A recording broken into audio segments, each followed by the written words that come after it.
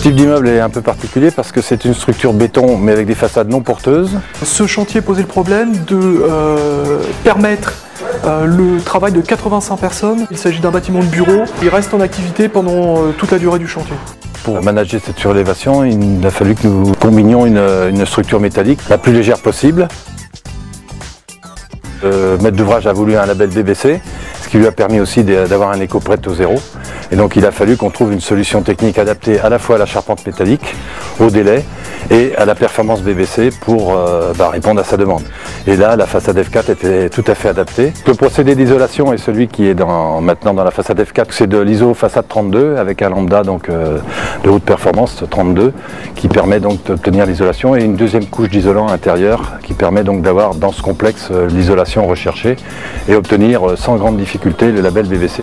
C'est à la fois phonique et thermique. Sur le plan acoustique, on a utilisé des cloisons séparatives Duotech, des SAD 160 de chez Placo.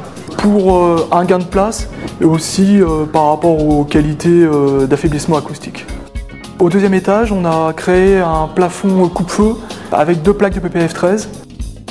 Je ne suis pas du tout inquiet sur les performances énergétiques qu'on va obtenir sur ce chantier. On est largement en dessous du seuil du Grenelle de l'environnement. Si on veut le rendre passif, il suffit d'introduire quelques panneaux photovoltaïques sur les toitures terrasses qui sont végétalisées.